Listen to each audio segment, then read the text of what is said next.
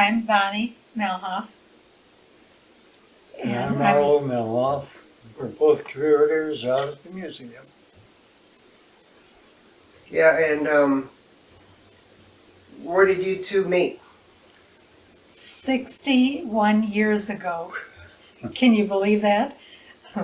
There were new teachers who moved to Eureka, and I had known them from college. So we all hung out together, and they all married somebody from Eureka, and I found Arlo. He was living in Eureka, right around the corner from where I grew up. She was living around the corner. I'm a bit older, but we got together. And that was it. We got married. 61, we celebrated our 60th wedding anniversary this summer. Nice, and you said you folks lived in this house quite a while? 57 years.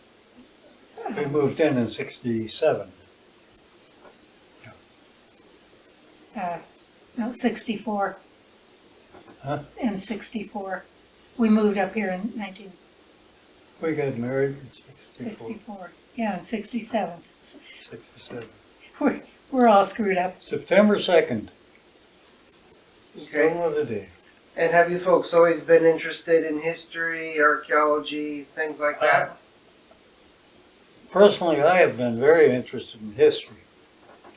And I read a lot of historical books and things. And we ran the newspaper for quite a while. I worked there a long time. And after we sold that, we retired. But retirement didn't seem to be for us. And we got this position out at the Pioneer Museum, and that's where we're at now. We're hired again for next year. This will be our ninth. This was our 9th year.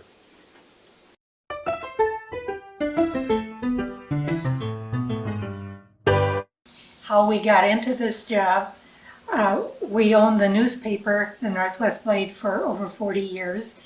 And when we retired, we got tired of being retired, and we thought we would like to try this job as curators at the museum, and we love it. And thank you to Chris for doing the interview. And I'll try and give you some highlights of the museum. Our museum is 47 years old this year. And most of the items that we have were donated back when the museum opened, but we do get lots of acquisitions, and I'll try and point out some of the highlights. This is a dentist's room, or a torture chamber. We have a chair, a dental chair from probably the 1930s, a sterilizer. This is where they did their sterilizing in a couple of these things. These are different. These are mouthpieces and teeth samples to match the color of your teeth. Over here we have a Native American display from several people. The headdress was given to Dave and Verna Fisher, who taught on the Indian reservations for 34 years. And when they retired, Dave was given the headdress and the peace pipe, and his wife Verna was given the beaded necklaces. And then there is a couple who homesteaded on the Rosebud Reservation in the southern part of the state in around 1910, and was William and Magdalena Merkel. And as newlyweds, he built this shanty and took his bride to live on the reservation. And he went on to Nebraska, where he had a job, and she stayed behind and became friends of the Native Americans. And they gave her the green and white moccasins, the black and silver belt, and the chicken belt. And also, in around 1910, he bought 160 acres of land at 50 cents an acre. That's almost unbelievable. And then some of the other artifacts were donated by Lillian Gertis Melhoff from her sister Maud Gertis. The gloves were donated by them, the belts, the tomahawk, and then we have some arrowheads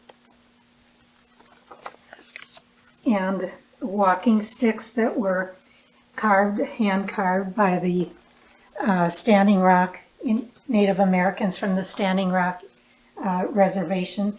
They're walking sticks to honor veterans. One other item is a pink and purple quilt, star quilt. That was made by Chief Red Cloud's great-great-granddaughter and given to a man living in Eureka by the name of Albert Sayre. We don't know why he got the quilt, but I'm thinking it probably was for a good deed he did for someone. This is our wardroom. We call it the Eureka room because there's so many old photos in here. Could spend a couple hours looking at old photos. 1896, someone from Harper's Bazaar came to Eureka to do a story on early day Eureka, and these are some of the pictures that were in the news article. This display is from Kitty O'Neill. If you don't know who she was a stunt woman. She did stunts for some of the movies were Smokey and the Bandit, Airport 77, The Blues Brothers. Some TV series were Wonder Woman, Bionic Woman, and Police Woman. And she came to Eureka in 1998 and lived here until she died in 2018. Kitty was born in Wichita Falls, Texas, and as a baby she had measles, mumps, and chickenpox and lost her hearing. She was deaf, but nothing stopped her. For over 40 years she held the women's fastest land speed record at 512 miles an hour. This is the rocket-powered vehicle she broke her record in, and that was in Alvord Desert of Oregon. And then this young woman by the name of Jess Combs, who grew up in Rapid City, South Dakota, was trying to break Kitty's record. And in the summer of 2018, people who visited the museum said Jess broke Kitty's record. Well, we didn't know, we hadn't heard anything, but right after we closed the museum in October of 2018, we had a phone call one Sunday afternoon, and a couple was passing through town, and they asked if we would open the museum. They would like to see Kitty's display. Well, it was Jess Combs's parents. So I asked the mom, I said, has your daughter broken Kitty's record? And she said no. She came close in 2018, but had to stop, maybe because of bad weather. And then in August 27th, 2019, we heard on the news that Jess Combs was killed trying to break Kitty's record. So the Guinness World Book of Records gave Jess the honor of the fastest woman at 522 miles an hour. So Mattel did a doll of Kitty. Just about the time COVID started, High Desert Museum from Bend, Oregon contacted Arlo and I, and it was kind of spooky. They knew exactly what we had of Kitty O'Neill's, and they were doing an exhibit on speed demons, and they were wondering if our museum would loan High Desert Museum a couple things of Kitty's, being the uniform and her helmet and a couple other things, and our board okayed it, and in return this is the display we got from High Desert. In 1964, Kitty was on her way to the Olympics as a diver, but she had an accident and broke her wrist, so she couldn't go to that. The quilt on the wall was found in a dumpster in Joliet, Illinois around 2004. Luckily, the woman who found the quilt was also a quilter and knew how much work went into making the quilt. She sent it to the museum in Aberdeen, and from there the museum got the quilt to this museum. These three women were still alive. Their names are on the quilt. They were still alive when the quilt was found, and they're not sure how or why the quilt ended up in Illinois. But since then we have heard one story. The quilt was probably made for a businessman who was moving out of town. The quilt was put together in 1939, and the earliest birth date is 1869. This is the article that was written in Harper's Weekly.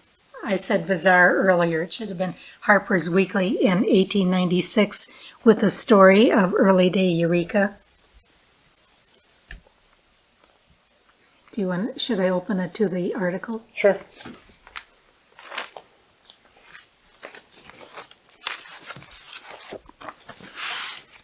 A little bit of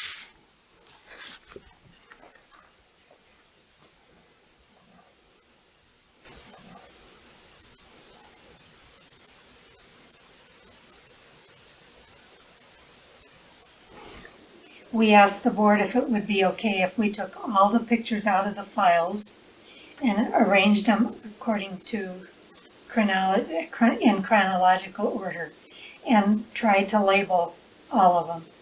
There were about 5 pictures we couldn't find any information on. Otherwise, all the pictures are labeled and put in order.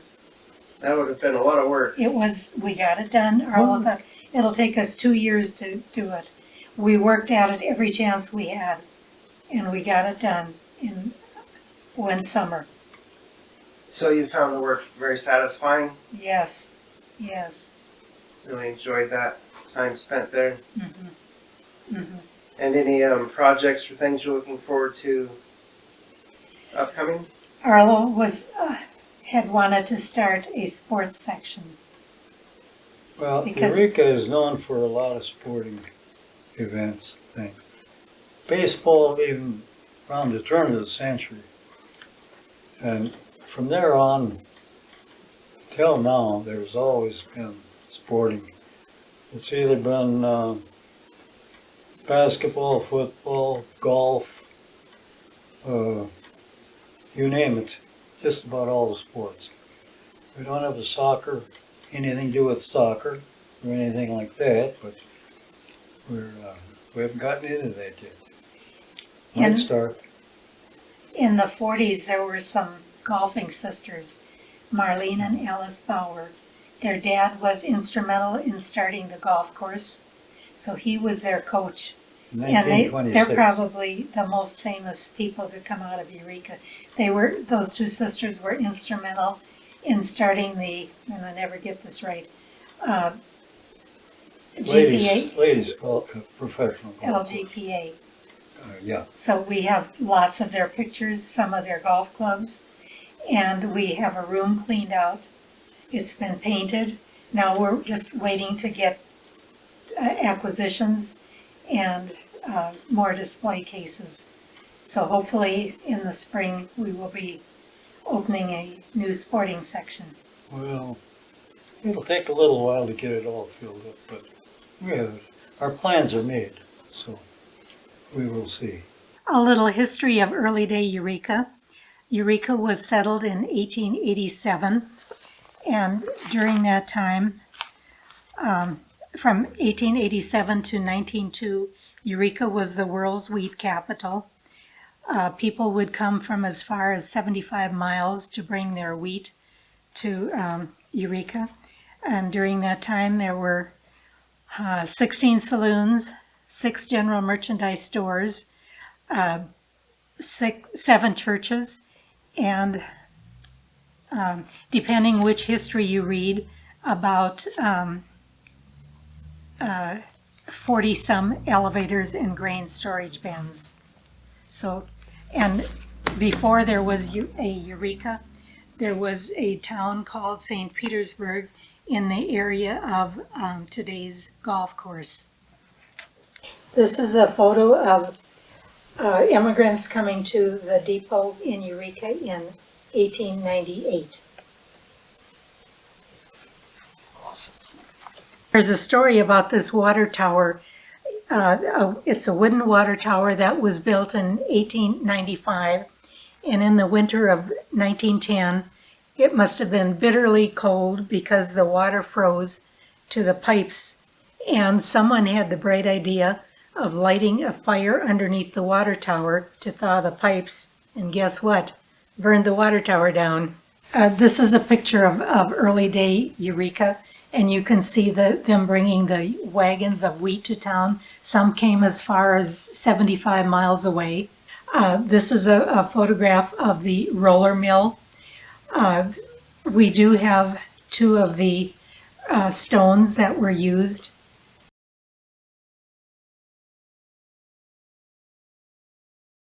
This is another section of the museum. This is our military display. We have a few uniforms. The earliest one we have is the one in the corner from 1918.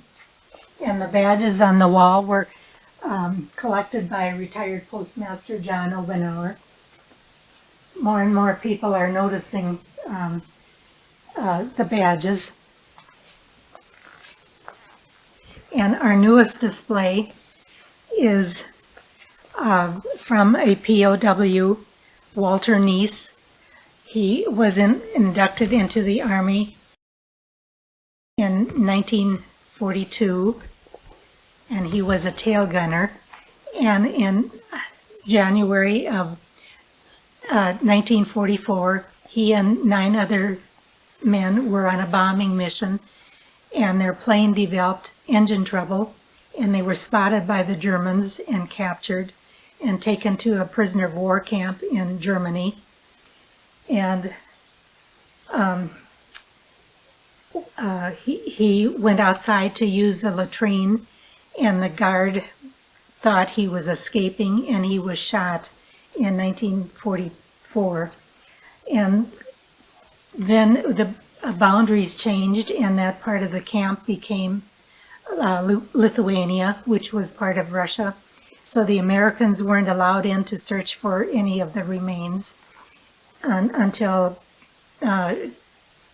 2022.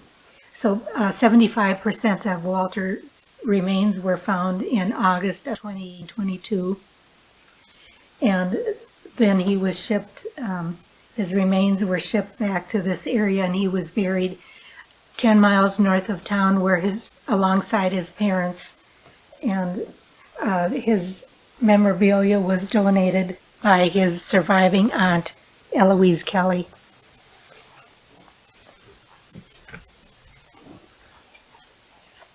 Those are the 75% of the remains.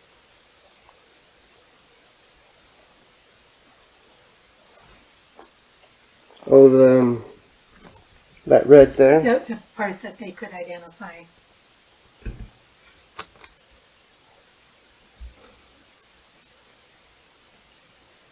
These are things from the old Macintosh Clinic.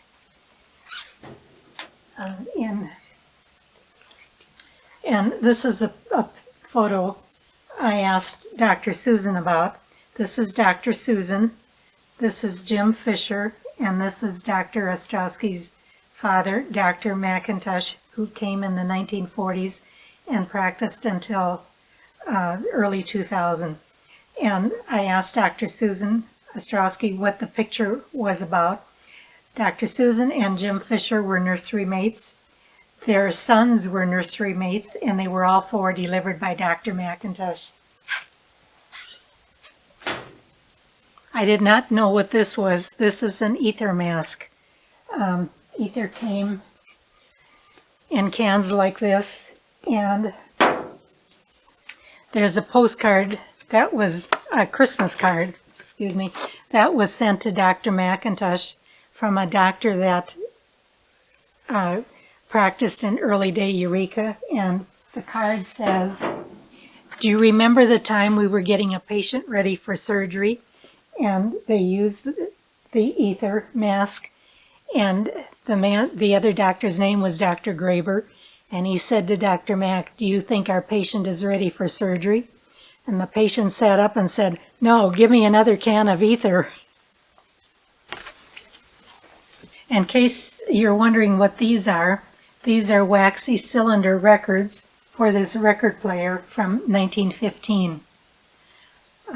They're kind of unusual. These came before the black vinyl records. And then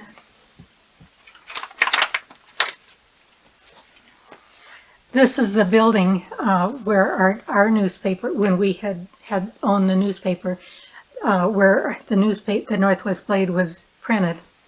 So after the new owners took over, we needed to take down the Northwest Blade sign, and you'll never believe what was underneath that sign. A 10-foot stained glass window was underneath the sign. So there was a craft fair in Aberdeen, and one of the booths had stained glass windows, and I said to Arlo, we should go to Aberdeen and talk to the man and see if we can find out anything about the window. We didn't get to Aberdeen, but we called the man and described the window, and he said, "I'm coming to Eureka. I think you have a find." The glass, there were three of these. The glass was in perfect shape. The leading was starting to deteriorate, so he took one section home at a time and repaired the leading. And then this was a green colored glass, and he did some checking. That was made in Germany up until 1917, and our building was built in 1906 or 1907. So maybe the glass was shipped out of Germany before the war. We don't know. No one was alive anymore to ask. But we do have the windows. This is our hat shop, and I don't know if you can see this. This is not a football helmet. This is a hair dryer that they used many, many years ago. And in the back is a weird contraption. That's a machine used to give hair permanence, to curl your hair. That big UFO? Yes. Wow. These are a few things from the early day country pioneer doctor, Dr. Gertis. A couple summers ago, his granddaughters stopped and visited the museum and brought a book of ribbons and prizes. Evidently, Dr. Gertis raised silver-laced Wyandotte chickens and took them to county fairs, and there's a lot of blue ribbons and different colored ribbons in this scrapbook. They were from Dr. Gertis.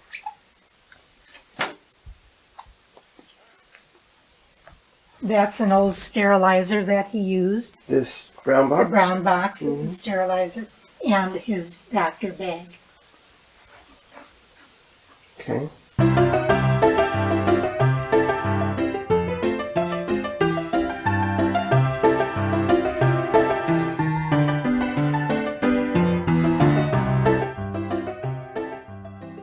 This is a country store.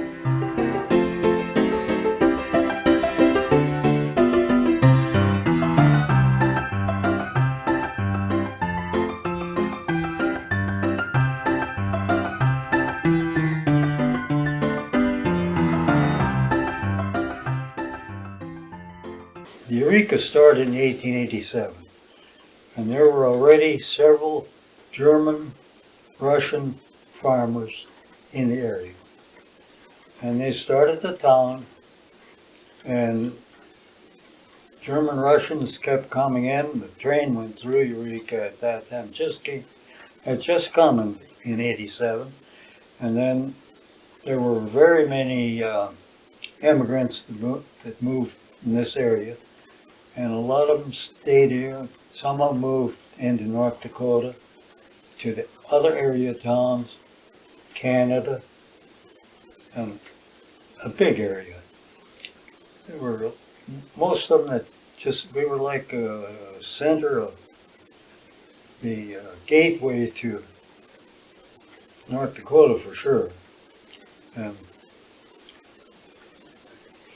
I think there were people from Germany who were sent here to check out the land. And they found that Odessa, from where these people were coming from, was the same climate. With latitude, there was 11 degrees difference between Eureka and Odessa. And I think that's why a lot of them settled here, because the growing conditions were similar and the climate was similar. This is an old desk that was used in the old Capitol building in Pierre. It was a two-story wooden building. Julius Schomburg was a representative from 1909 to 1910. This is the desk he used. And when the new Capitol was built in 1905, he was allowed to purchase his desk that he used in this old Capitol building. And the new Capitol building was built in Pierre in 1905. It took him 5 years at a cost of under $1 million. Is from the Lutheran College, which was in existence from 1910 to 1934. It was closed for a couple of years, and then it became the nursing home until the new nursing home was built. And then it was burnt down in a controlled burn in 2000. There were not that many buildings. There was a gymnasium, the college, and a house or two where the professors lived. This is a switchboard that was used in early day Eureka, and I'm told it had as many as 8 party lines where people could listen in to other people's conversations. This is a wedding dress that was worn in 1897 in Russia by Lydia Perman when she married Frederick Kammerer. And they came to America in 1910 and settled in this area with their family. The cups and saucers were donated by Mark Holmes, who was a pharmacist in Loyola. And in reading his file, he was also a sailor. So I'm thinking he collected a lot of these cups on his travels. Not one is identical, they're all different. One of the oldest things we have at the museum, and Arlo and I thought it was a Bible until an area pastor looked at it and he said, "Do you realize how old this is?" It was printed in 1774 in Stuttgart, Germany, and it's a sermon book. Back in the day, there were not enough pastors to go around to every church, so a lot of older men or elders from the church would read the sermons from this sermon book. And it was brought to America in 1887 by Wilhelm and Frederica Joachim when they came and settled in this area. These are some beautiful shawls that a lot of them came over from Russia. Everyone is different and they're very, very unique.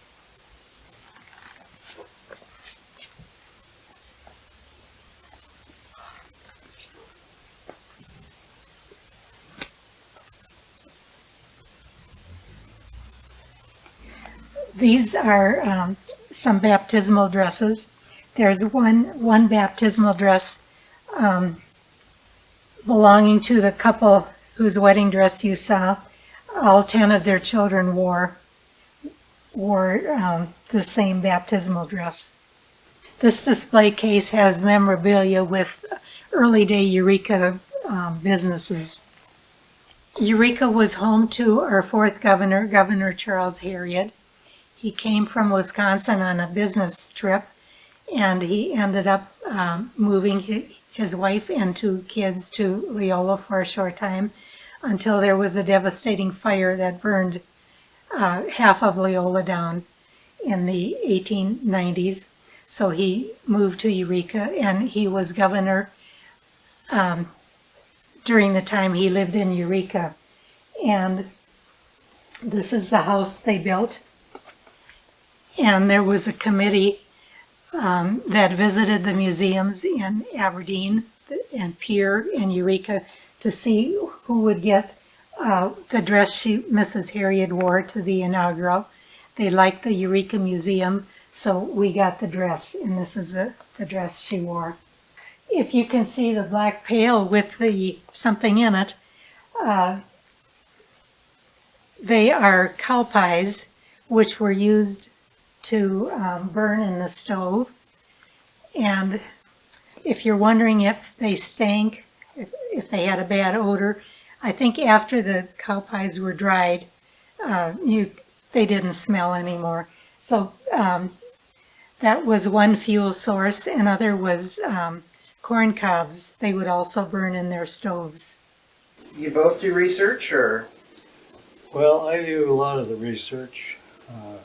Bonnie does on certain items, she does.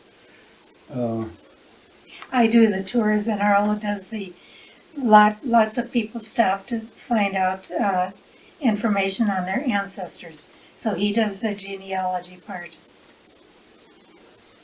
and I do the tours. I try to find places where their usually great-grandparents are buried. I know areas, find those areas, and try to do that. And sometimes you can do it, and sometimes it doesn't work. But that's my main job, although I do go along with Bonnie when she gives tours, and I can also give tours. If a large group of people come, it's hard to give any tours. But we started giving tours the first year we started working there. And people enjoy it. So. And you get a lot of nice conversations? Yes. See, lots of people. Graduated from Eureka High School way back. And we get people from the area. And we do get from all the towns around. And then we get some students to come in from some of the schools, including Eureka School. You get some really keen kids sometimes? They're really into history? Some, yes. Some are. Yes. Some are very interested. And we haven't had any problem with anybody. One little boy started coming. His first visit was with the third grade class. And then he'd have his relatives bring him out. And I said to him one day, "You don't need your mom or dad or somebody to bring you out. You can come out on your own." So this summer he started visiting the museum maybe twice or 2 times a week. And he followed me around when I gave tours, and he was just very interested in all the history. And what was sparking his interest the most there? Everything, or? I think everything. He listened. And he could probably give a tour as well as I could.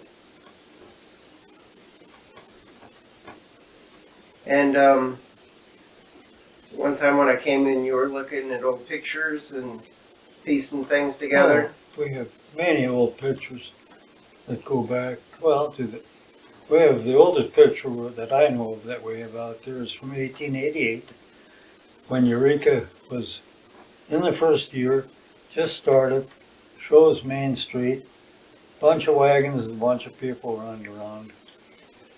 And very interesting pictures in there.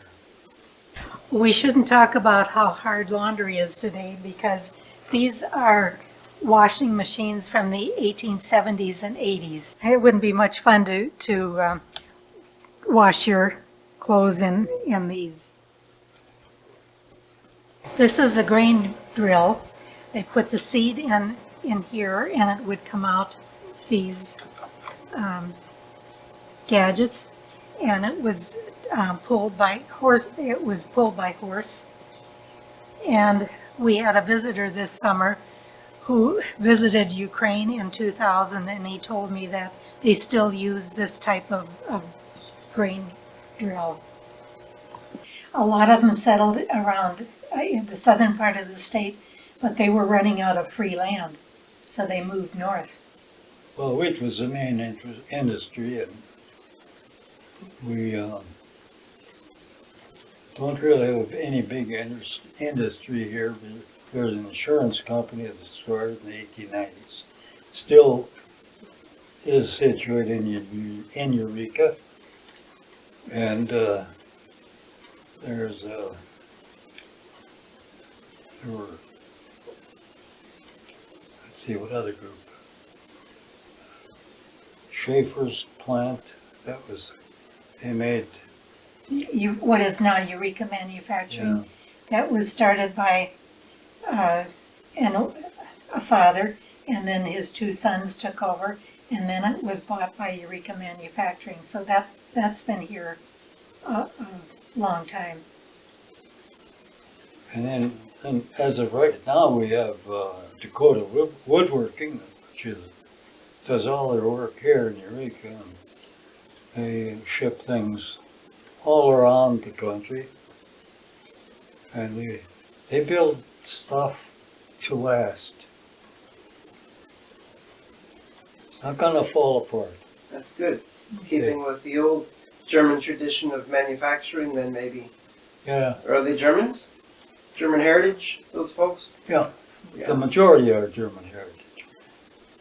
And the last 10 years or so, we've had other groups move in from other nationalities that are living here, because we ended up with many houses that were empty. They could get them pretty cheap, and they found a place. A lot of them from California, out west area, where everything is so expensive. And here is a grain binder that went after that was invented. The pioneers' work was much simpler because it tied the stalks of wheat together, whereas before they were tied by hand. And I often wonder how long did it take them to plant and harvest their crops with the machinery that they had back then. These are incubators for baby chicks. This is a handmade still, and I checked the file. I was curious to see who donated it, but they wanted to remain anonymous.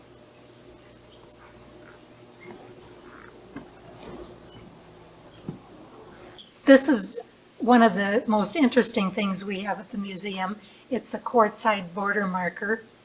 They were placed along the border of North and South Dakota in 1891 and 92. There were 720 of them placed every half mile. One side says SD, one says S, one other side says ND, and one side has the number where they would have been placed along the state. They were buried about 3 feet underground. They weigh 800 pounds, and they come from a quarry around Sioux Falls. And the counties that had rivers running through them, the markers were shipped by steamboat, otherwise by railroad. And the government allotted $25,000 to place these markers, and I think $14,000 was spent in placing and marking. And there's a football rivalry between NDSU in Fargo, North Dakota, and SDSU in Brookings, South Dakota. The winner of the football game gets a replica of the marker, and I wasn't sure if the marker was made of quartzite, but I watched South Dakota has the marker now. I watched a football player try to lift the marker, and it looked like he was struggling, so it probably is made out of the same quartzite. My grandparents, they spoke German. They could understand English, but they wouldn't speak. When I started school, first grade, I spoke German until I got to school. And there was a lot of people that are in the same situation. And after World War I, most of them switched over, sort of. There were also German church services until it was not allowed anymore. It wasn't allowed.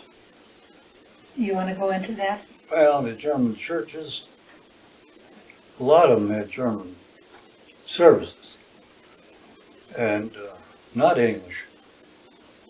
And they kind of, right after World War I, they had to quit because they were Germans, according to the government. The government came into Eureka and made them stop at that time.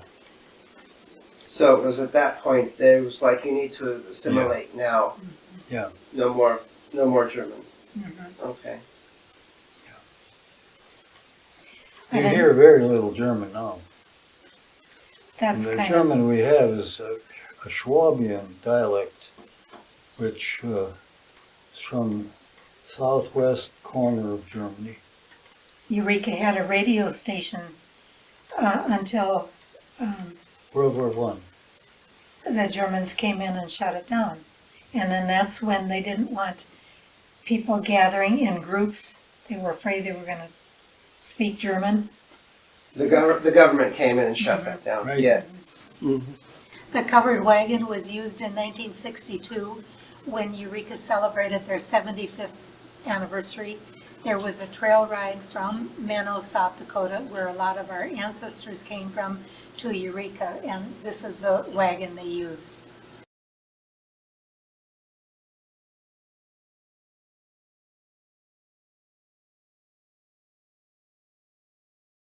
This is one of our newest displays, but in case any of you are wondering what the white birds are, they're albino pheasants. This is a barn with a hay loft. The hay was put up in the second floor, and then it was pushed down to feed the cattle. Came down over there.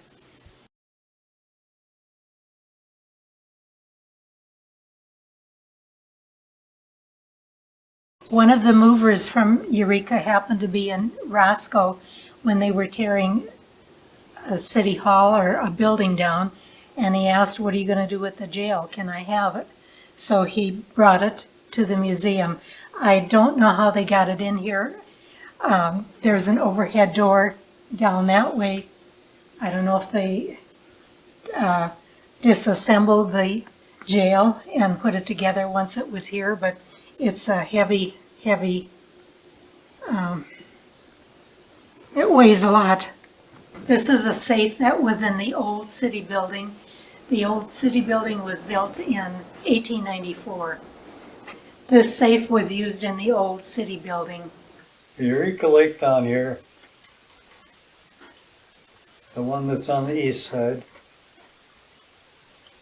that used to be a slough. They had baseball games in there, but when it rained, it was all muddy, you know. And then in about 1919, they expanded it and dug it out, and the sewer was even running into that lake.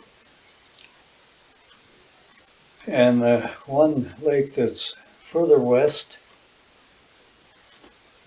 the big lake, I used to gopher hunt there. There was nothing there. There were no water. But one year they had to dig for new wells, and excess of water came, and there was an overflow. Even now it's overflowing a little bit. Two of our oldest tractors are from 1924. This is one.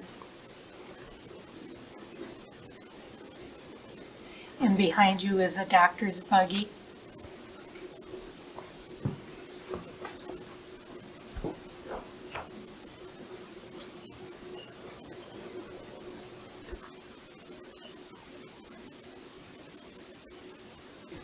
This is one of the earliest small round hay balers.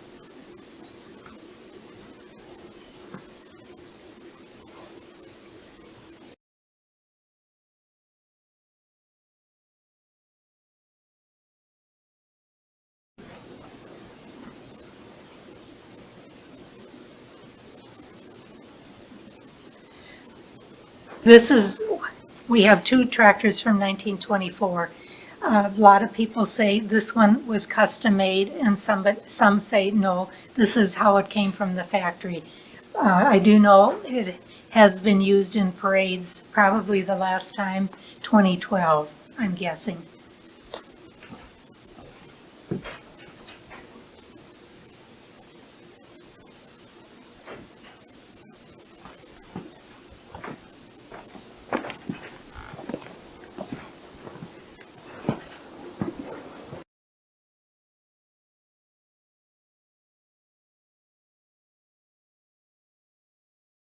This is a fire truck from 1936.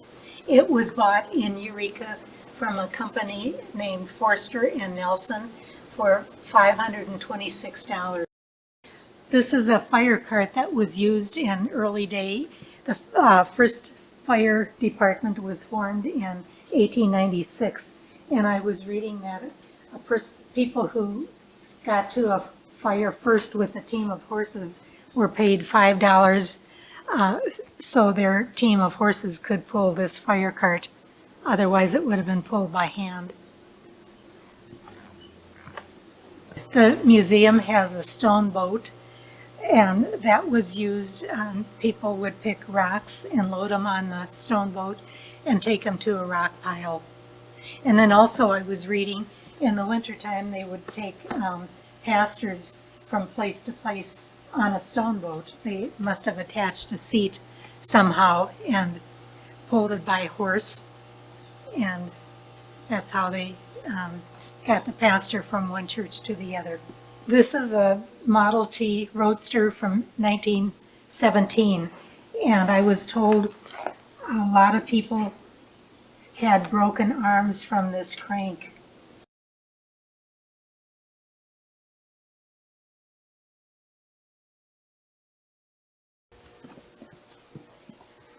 And these two are plows, discs. Usually don't see them out in that good a shape, do you? They're usually just bits of rust laying in fields. These are grain sieves used to separate the wheat and the chaff. This is made out of pigskin. This is a wire one, and this one is made out of cowhide. This is the cornerstone from the Lutheran College, and an old gas pump. This is interesting. Arlo was going through his old papers from when we had the newspaper, and he found a letter that was written to him. He was a boy of 8 years old when his parents came to town in 1889, this Parkhurst. And, Oh, that one. and he wrote Arlo a letter about 70 years later, telling where all the business, what he could remember as a young boy, where all the business places were around town. So And he named this summer, we went through that letter trying to figure out and write everything down where he was talking about the old businesses. So we have a copy of when he came to town. I thought, how interesting is that? Like His a blue- parents owned a restaurant on North Main. There's 3 buildings that they want to tear down. One of the businesses, one of the buildings that they want to tear down is one of his parents' restaurant. The one on the corner? No, farther south, maybe 1 or 2 buildings farther south. But there were business places you know, where Don Collenberger has his office, all the way west to that block, and the block north.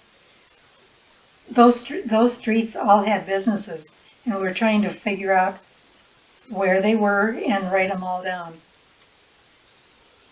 Because he was old when he wrote the letter to Arlo and didn't remember as much anymore. So we're in the process of trying to figure that out. We'll get it. But- We'll keep working on that too. The museum did ask the city if those buildings have any old display cases. So, We've been working on that. because I think too. once they go into bulldoze, they're just gonna go, they're not gonna stop for anything. So hopefully there are one or two that we could have. But yeah, who knows what's in those underground that, or in the basements. Who owns the properties? The city, They just bought them and they're just sitting there. yeah. I think They got a $200,000 grant from, I suppose, the state or wherever, and they need $180,000 more to tear down those buildings. We're in the church on the grounds of the museum.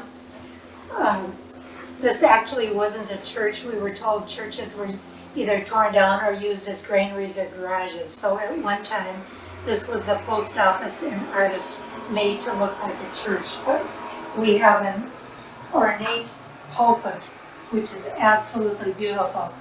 It was in a country church, the Glickstall Reformed Church, 14 miles northeast of Eureka. And that church was built in 1897. And when they closed it, went to the Iranian Reformed Church in Loyola. And when that church closed, it came to the museum in 1990. But it's just a beautiful, beautiful pulpit. That's a baptismal font.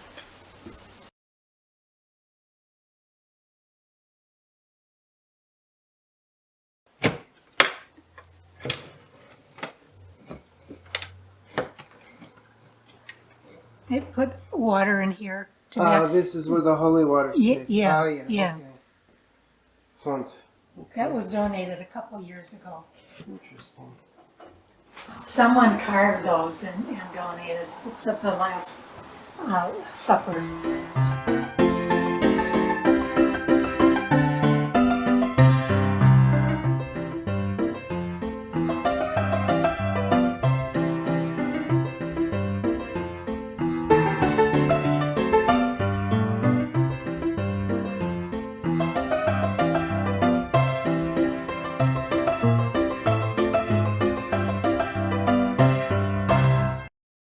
This schoolhouse was built in 1896 and used until 1965 when schools were consolidated and buses were sent out. So the desks, a lot of the books, and the stove are the original to the schoolhouse. The map is really old. It's probably from 1910.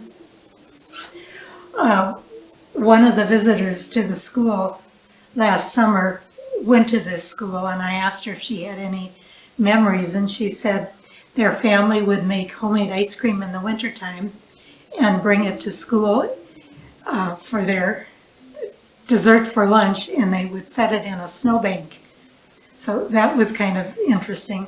And I'm sure lots of meals were heated on top of this stove, maybe hot dogs or baked potatoes.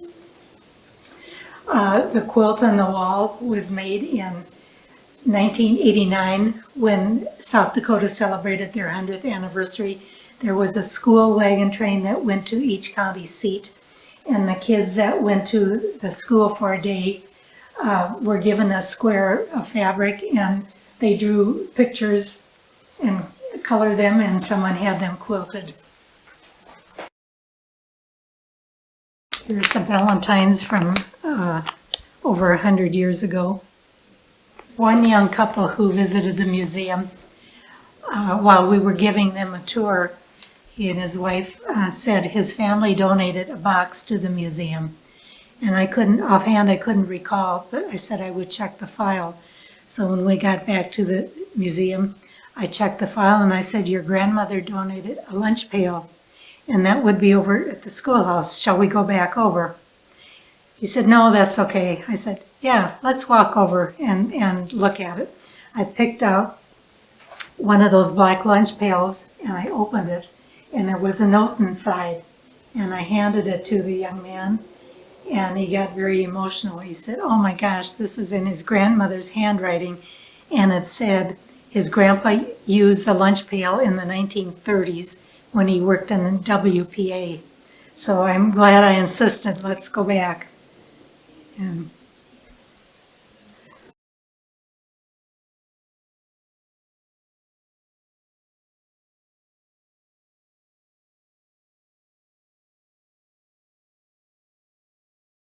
so many have commented on that picture of Lincoln. We've got one in the museum in our office, and that's how I remember Lincoln. This might be something interesting. It was rules for teachers in 1872. The original sod house was built in 1887, and the first curator, Pastor Kranzler, found 3 walls still standing 8 miles northwest of town, and he asked if the museum could have the blocks. There's a picture of him bringing all the blocks to town, and then the sod house was designed by the first curator, Pastor Kranzler. So last summer there was a young couple who visited the museum, and all along the tour she was saying her relatives lived in a sod house. And when we got to the sod house, I was telling her it was built by Friedrich and Magdalena Schott. And I looked at her and I said, oh my gosh, that was your great-grandparents who built the house, the sod house. So she was very excited. Most of the sod houses in this area were not this big. I think most of them were 2 rooms. Evidently there were enough bricks to build a 4-room sod house. Most of them had dirt floors. This was cemented. And then these are cow pies. And since this one was so big, I asked someone if this could have been a buffalo pie, and they said no. In the wintertime, they would clean out their barns when everything was frozen. So this is a bigger cow pie. And then, if you don't know what these are, this is a corn popper. And everybody says too, this is a corn popper. I thought maybe it was a foot warmer. But they say no, it's also a corn popper. And then these are the irons that they used. They're very, very heavy. They would heat them on the stove. And this is the handle that would attach to the iron. That's how they iron their clothes. This would have been the living room. One of my favorite things in the museum is a plant stand, and it was made by they called them tramps back in the 1920s. This is made out of broken dishes, but you could use jewelry or rocks, and I think it's absolutely gorgeous. And then someone asked what the sign meant above the organ. It means, as for me and my house, we will serve the Lord. If you look closely at the pictures behind me, not very many people smiled back then when they had their photos taken. And I think it was because they were too tired from working too hard, or they had bad teeth and didn't want to show their teeth. So they were very somber.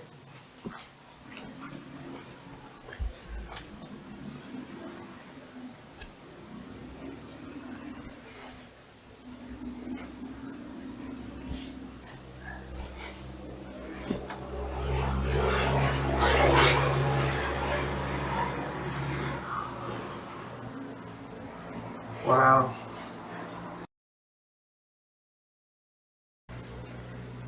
I could be wrong, but that's what I think.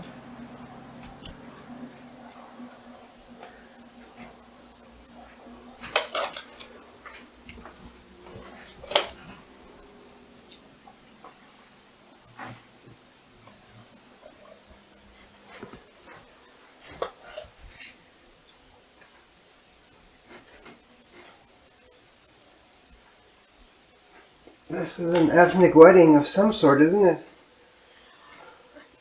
I wonder if they weren't all like that. Because with the big, Is that how they would have gotten married in Russia, perhaps? could very well be.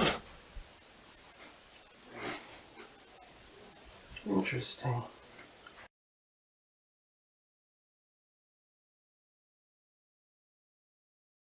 This is something I did not know. You'll find in older homes there were not very many closets. One of our visitors said that when they went to pay their taxes, closets were considered another room in the house. So they had to pay additional money for closets. So that's why they had a lot of the armoires, the big closets. I did not know that.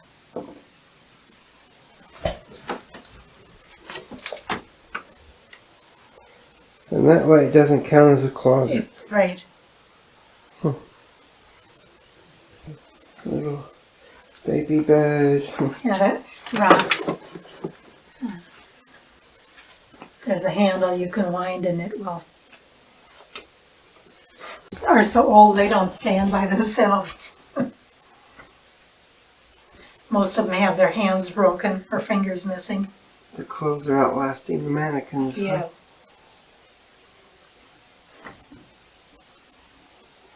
Just a good thing the bugs don't get to that material. Yeah. Yes. And this was the one I was trying to remember what was on this. I don't. Sorry. I don't know what it says anymore.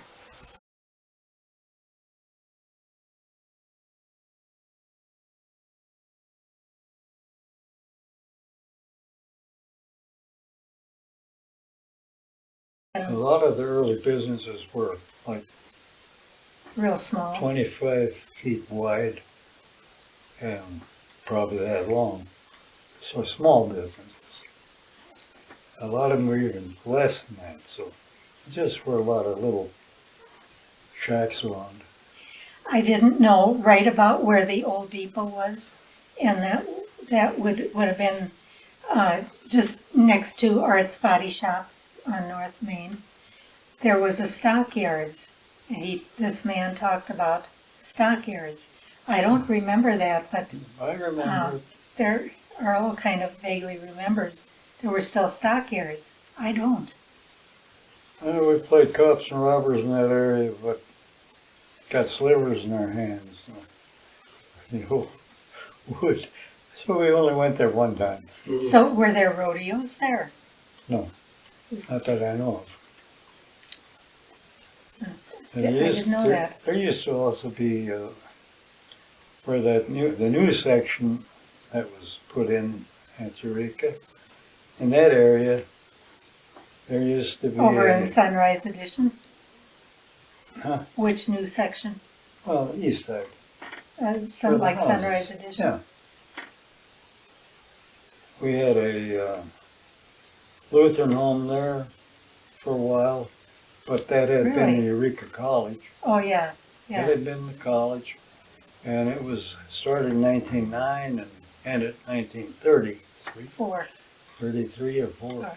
Anyway, then then they bought it and made a Nursing home. nursing home out of it, and then it got burned down in 2000. In a controlled burn. Right. We sat in the hillside and watched it burn. Nobody wanted to do anything. Just let it go. And we weren't working at the museum yet. We would have thought about it. But actually, we have the cornerstone out at the museum. That's all. That's all to say. Well, I hope they let someone go in there and get some artifacts from those buildings before they destroy them. Jeez Louise. Yeah. Because that one building on the end, that was built when our blight office was built in 1906 or 7. I never I remember. think 7. That's how old that building is. And then some are a lot older. Where the our country club is now, the building is, that was all built in WPA days. by locals. And there used to be a town called St. Petersburg there, a little village. There were 4 businesses there. And when Eureka got started with the railroad, when it came into town, those businesses moved into Eureka. And that was the end of There was a St. meat Petersburg. market, machine shop, There were 4 saloon, businesses. and I think a general merchandise store. So one of our visitors asked, have we heard of any bar fights or anything exciting happening? We said, that's a good question. So Arlo did some checking, and in one of the old newspapers, Northwest Blades, it said when the women started coming to Eureka, they heard about this brothel in St. Petersburg. So they filled their kerosene cans and marched over to St. Petersburg and burnt that brothel down. That's the only really, really exciting thing we've heard. What about disasters or anything stand out historically like this? In early day Eureka, Not really. there was talk of an Indian scare, and people got 1890. prepared, and nothing ever happened.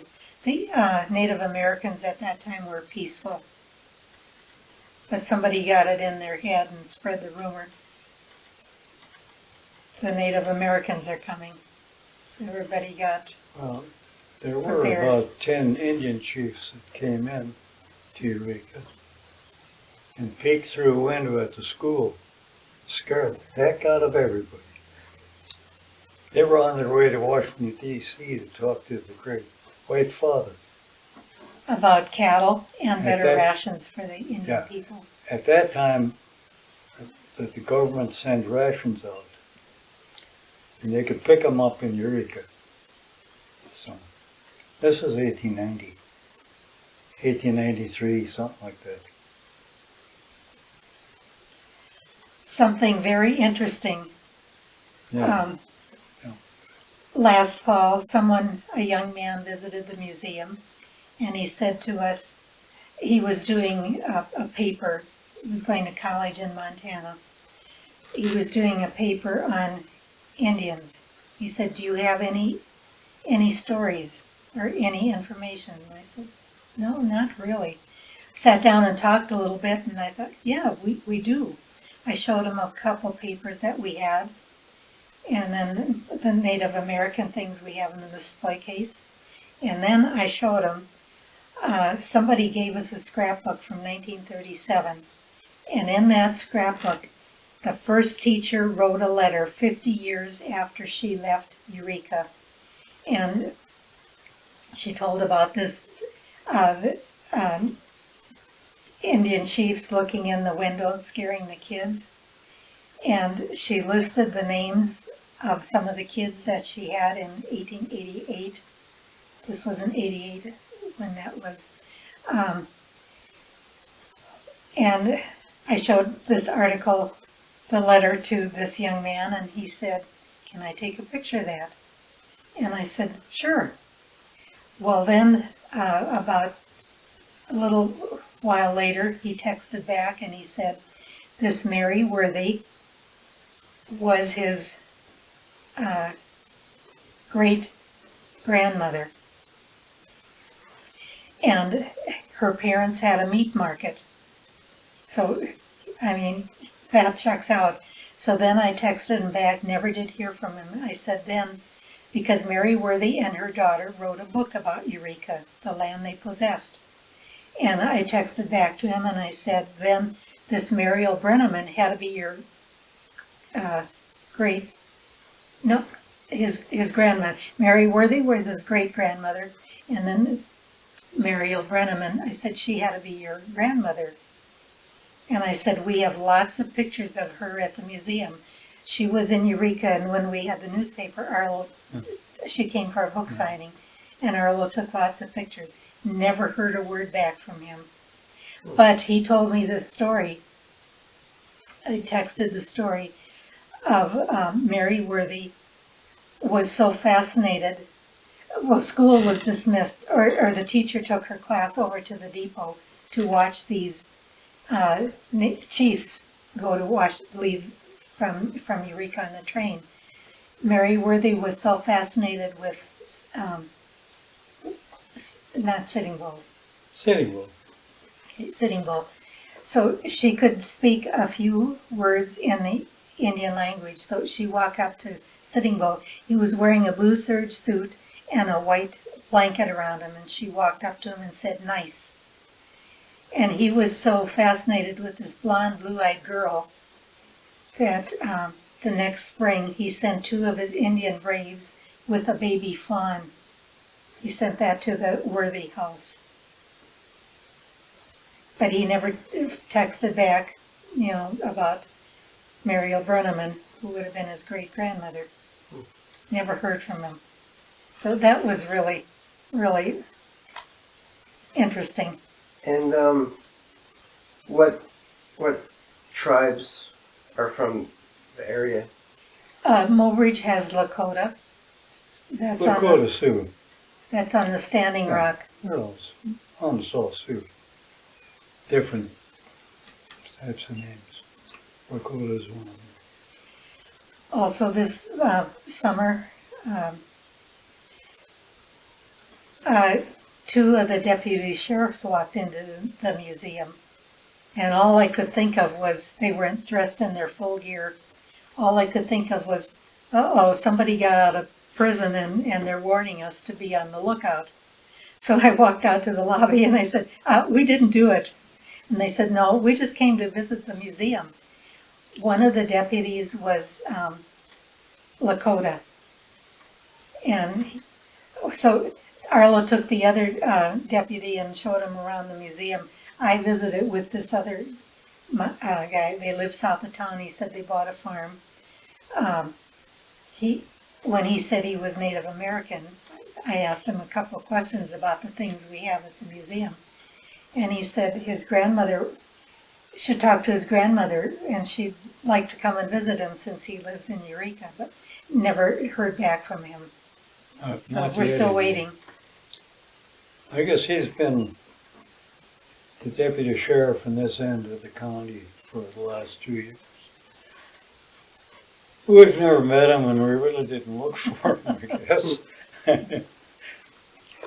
Yeah. So, as far as,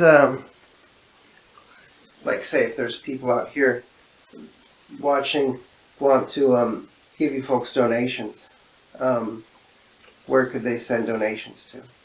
Eureka Pioneer Museum, P.O. Box 902, Eureka, South Dakota, 57437. And is there a public phone number to the museum? There is, but when the museum is closed, the phone is disconnected.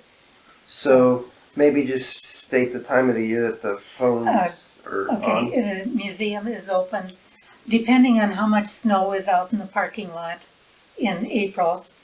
Either the end of April or early May is when we open through mid-October. The last 2 years it's been right at the beginning of May. But before that it used to be about the 15th of April. Except depending on the weather. Yeah. So,